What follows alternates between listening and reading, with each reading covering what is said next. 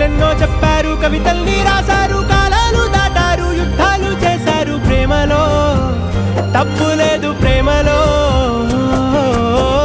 వేల వేల వెన్నెలంత నీదవాలి వెలుగునంత మోయమంటే నేను ఎంత రే.